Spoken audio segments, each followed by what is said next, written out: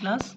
तो आज हम क्लास 9th है जो हमारी, उसका केमिस्ट्री जो पोर्शन है साइंस का, चैप्टर 1 to 3 से जो इम्पोर्टेंट क्वेश्चन हो सकते हैं उनको आज कवर करेंगे, क्योंकि क्लास 9th भी एक तरीके से क्लास 11th का बेसिक है, तो हमको क्वेश्चन आंसर्स इनके बारे में जानकारी होनी चाहिए। तो चलो लेट्स स्टार्ट करते हैं। पहला क्वेश्चन है पहले चैप्टर से, what are the characteristic of matter.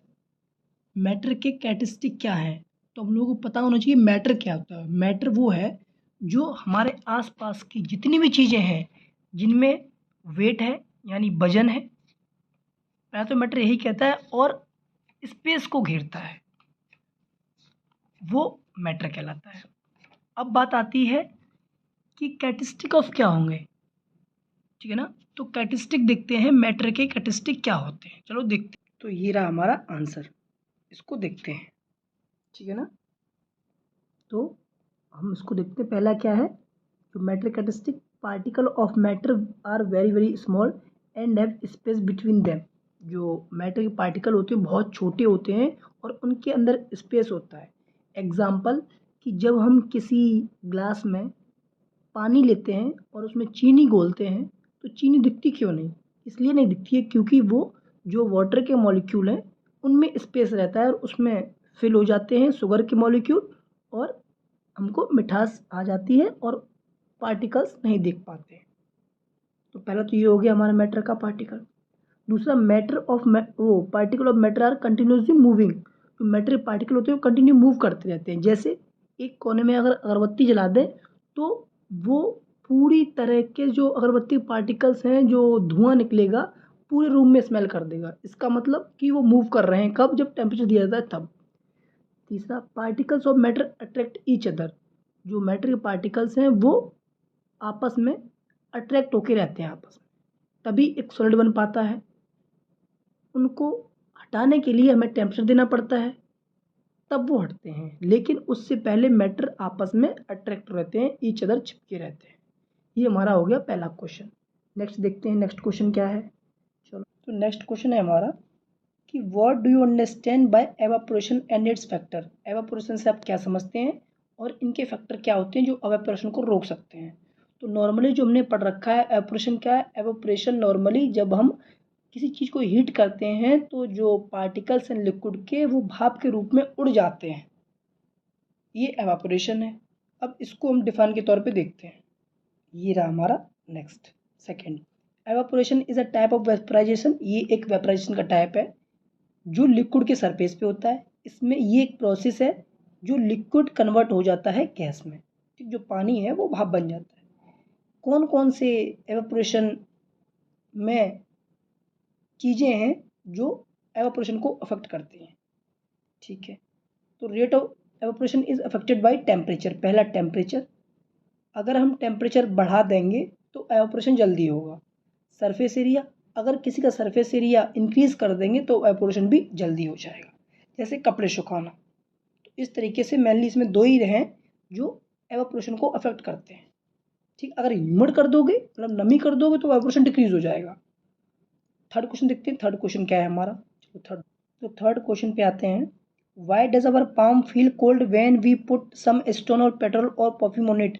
मतलब जब हम अपने पाम पे यानी हाथ पे या फिर हाथ का जो पोर्शन पाम होता है, त्वचा मान लो, यानी स्किन पे हम जब भी एसीटोन पेट्रोल परफ्यूम डालते हैं तो फील क्यों होता है ठंडा हमको, ऐसा क्वेश्चन कहा गया है। तो नॉर्मली हम लोग जानते हैं कि जो एवापोरेशन वहाँ होता है जहाँ पे सरफेस हमारा कहीं ना कहीं कैसा होना चाहिए, एक तरीके से गर्म सा होगा, तभी वो भाप भर के उड़ पाएगा और वो जो नीचे वाला पोर्शन बचा वो ठंडा हो जाएगा। सेम यही कॉन्सेप्ट इसमें लगता है। तो इसको हम थोड़ा एक नोट्स के वे में देख। तो ये रहा हमारा question third, acetone petrol perfume has very low boiling temperature. इनका बॉइलिंग टेम्परेचर बहुत कम होता है। When we put some acetone on our palm, जब हम एसीटोन को अपने त्वचा पे रखते हैं तो particle of its gain energy from our palm. तो अपने पाम से, अपने स्किन से पार्टिकल से वो एनर्जी गेन करते हैं, और उस सरफेस को, जो सरफेस पे हमारा स्किन है, जैसे स्किन के हम अगर स्किन पर पेट्रोल डालेंगे तो जो हमारी स्किन है वो थोड़ी कैसी होगी, थोड़ी गर्म होगी। तो जैसे ही परफ्यूम डालते हैं स्किन के ऊपर, पेट्रोल डालते हैं तो एकदम भाप बन के जो गर्म सरफेस है वो उड़ जाता है, तो नीचे वाला पोर्शन ठंडा हो जाता है। तो वही लिखा है कि पाम पे जैसे ही डालेंगे तो एवपोरेट हो जाएंगे पार्टिकल्स बहुत जल्दी और उसे ठंडा कर देंगे। ये हमारा हो गया क्या, थर्ड वाला। अब देखते हैं क्वेश्चन नंबर। तो मिक्सचर तो आप लोग जानते होंगे मिक्सचर क्या होता है। मिक्सचर क्या है, दो या दो से अधिक चीज़ों का मिलन को हम मिक्सचर कहते हैं। जब एक सब्सटेंस है उसमें दो चीज़ें मिला दो या उससे अधिक चीज़ें मिला दो उसी के अंदर, तो उसे मिक्सचर का नाम देते हैं। समझ में आ रहा है ना। तो मिक्सचर नाम ही है मिक्सचर, जहाँ पे काफ़ी सारी चीज़ें मिल जाए वो मिक्सचर हो गया, तो इसमें कोई दिक्कत नहीं है। दो तरह के मिक्सचर थे, होमोजीनियस हिट्रोजीनियस। जब सेम तरीके से हम कोई चीज़ मिलाएंगे तो होमोजीनियस, और जब डिफरेंट पार्टिकल डिफरेंट सब्सटेंस मिलाएंगे तो हिट्रोजीनियस। सॉल्यूशन क्या है, सॉल्यूशन एक होमोजीनियस मिक्सचर है दो या दो से अधिक चीज़ों का, जिसमें सॉल्यूट पार्टिकल और सॉल्वेंट पार्टिकल रहते हैं। सॉल्यूट पार्टिकल क्या, स्मॉल अमाउंट में जो चीज़ रहेगी किसी भी सब्सटेंस में, और सॉल्वेंट में मेनली वाटर ही रहता है जो ज़्यादा रहता है। मेटलॉइड, मेटलॉइड वो होते हैं जिनमें मेटल और नॉन मेटल दोनों की प्रॉपर्टी शोज होती है। ठीक, वो हो गए मेटलॉइड। जो नॉन मेटल और मेटल प्रॉपर्टी शो करे वो मेटलॉइड कहलाते हैं, mainly D block element. Difference between metal और नॉन मेटल में डिफरेंस देखते हैं क्या होता है। ये रहा, तो देखते हैं। Metal, metals are good conductor heat of electricity. Metal है वो अच्छी तरीके से इलेक्ट्रिसिटी को कंडक्ट करते हैं, जबकि नॉन मेटल ऐसा नहीं करते हैं। मेटल शाइनी होती है जिसे लस्टर कहते हैं, जबकि नॉन मेटल डल होते हैं। मेटल स्ट्रॉन्ग और हार्ड होते हैं, ठीक है, और नॉन मेटल जबकि वीक और सॉफ्ट होते हैं। मेटल आसानी से बेंट हो जाते हैं, जिसे मलेबल डक्टाइल का नाम देते हैं। नॉन मेटल बेंट नहीं होते, ये आसानी से टूट सकते हैं। Metal are good conductor of heat, heat के मेटल अच्छी तरह कंडक्टर होते हैं, जबकि नॉन मेटल ऐसे नहीं होते हैं। तो ये हमारा डिफरेंस हो गया। नेक्स्ट क्वेश्चन देखते हैं। नेक्स्ट क्वेश्चन है डिफरेंस बिटवीन फिजिकल और केमिकल चेंज। तो जो हम लोगों ने छोटे क्लास में पढ़ रखा है, फिजिकल चेंज नॉर्मली वो होता है जिसमें कोई नया सब्सटेंस ना बने, और केमिकल चेंज वो होता है जिसमें कोई नया सब्सटेंस बने। तो इसको थोड़ा हम लिखित में देखते हैं। तो ये नेक्स्ट क्वेश्चन था फिजिकल चेंज और केमिकल चेंज में। फिजिकल चेंज में ये टेम्परेरी होते हैं और रिवर्सिबल होते हैं। केमिकल चेंज इरिवर्सिबल होते हैं और परमानेंट होते हैं। ठीक, फिजिकल चेंज में कोई नई चीज़ नहीं बनेगी। जैसे अगर हम क्या करेंगे, कोई कुर्सी को तोड़ते हैं तो क्या उसका शेप चेंज हो रहा है, कोई नई चीज़ नहीं बन रही है। या कैंडल का वैक्स पिघलता है तो वैक्स से वो नई चीज़ नहीं बन रही, पिघल रहा है।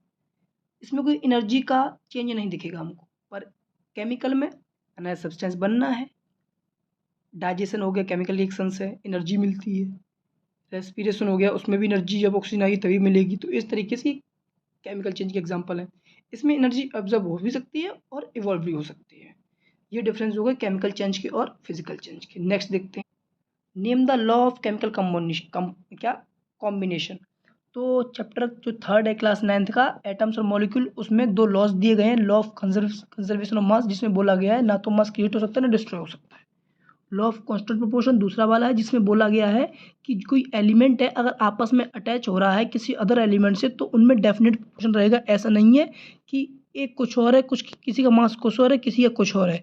हमेशा अगर पानी और H2O, जो पानी है वो हाइड्रोजन और ऑक्सीजन से मिलकर बनता है, तो वो हाइड्रोजन हमेशा एक में रहेगा और ऑक्सीजन 8 रेशियो में रहेगा। इस तरीके से ही सबका मॉलिक्यूल का जो एलिमेंट का मिक्सचर है, मिलन है, उसमें एक कांस्टेंट प्रोपोर्शन होगा। ये हो गया केमिकल कॉम्बिनेशन के दो law.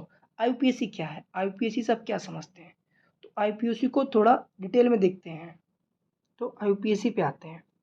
IUPAC stand for, IUPAC full form international union of pure and applied chemistry. It is an independent scientific, ये एक साइंटिफिक की ऑर्गेनाइजेशन है जहाँ पे हम किसी भी एलिमेंट का नेम, सिंबल और यूनिट के बारे में बताते हैं। आईयूपीएसी सबसे पहले 1919 में केमिस्ट द्वारा, जो इंडस्ट्री और एकेडमिया दोनों के द्वारा इस्टेब्लिश की गई थी। तो नॉर्मली आईयूपीएसी हम किसी भी एलिमेंट का नामकरण करते हैं, ऐसे याद रखिए। नेक्स्ट क्वेश्चन देखते हैं। नेक्स्ट क्वेश्चन है एटॉमिसिटी, आयन और मॉलिक्यूलर मास से आप क्या समझते हैं। तो सबसे पहले एटॉमिसिटी पे आते हैं। तो एटॉमिसिटी देखते हैं। Atomicity of an element is a measure of total number of atom present in a molecule. एक मॉलिक्यूल में कितने एटम प्रेजेंट है वो उसकी एटोमिसिटी को बताते हैं। जैसे मोनोएटॉमिक, जैसे एग्जांपल है एआर, तो ये मोनोएटॉमिक है क्योंकि ये किसी से अटैच नहीं हो सकता, एक ही एटम है। दूसरा डाई एटॉमिक यानी H2, इसमें 2 एटम है, हाइड्रोजन और हाइड्रोजन। उसके बाद ट्राई एटॉमिक, जिसमें मान लो एक तरीके से Cl3, तो इसमें कितने 3 Cl है। ऐसे ही टेट्रा एटॉमिक यानी 4 फॉस्फोरस जुड़े हुए हैं। तो एटम की संख्या को बताने को ही एटोमिसिटी कहते हैं। नेक्स्ट पे आते हैं हम किस पे, तो आयंस तुम लोग जानते हैं आयंस क्या होते हैं। आयंस यानी चार्ज स्पीसीज। कौन सी स्पीसीज? चार्ज स्पीसीज को हम आयंस कहते हैं, जिसमें 2 चीज़ें होती हैं, एक एनाइन जो नेगेटिव चार्ज है, एक कैटाइन जो पॉजिटिव चार्ज है। इन दोनों को मिला के ही आयन कहते हैं। मॉलिक्यूलर मास क्या है? मॉलिक्यूलर मास यानी कोई मॉलिक्यूल का मास कितना है। जैसे H2O है तो हाइड्रोजन का 1 × 2 प्लस ऑक्सीजन का 16, तो टोटल हो गया 18। तो 18U मास हो गया किसका? ये जो मॉलिक्यूल है उसका। इस तरीके से हम निकालते हैं। क्वेश्चन नंबर 10 सिंपल है। Right the formula of sodium oxide. Sodium oxide का फॉर्मूला Na2O। सोडियम मतलब Na और ऑक्साइड मतलब O।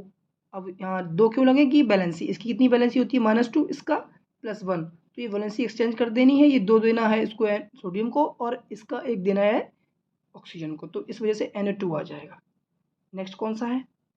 Aluminium chloride. स्पेलिंग थोड़ा देख लेना, मिस्टेक हो सकती है, जिसमें Al2Cl3 ये बन जाएगा हमारा उसी तरीके से।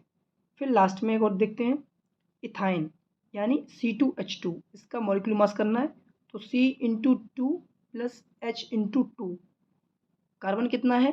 6 × 2। कार्बन का कितना रहता है? हमारा मास कितना रहता है? 6 रहता है?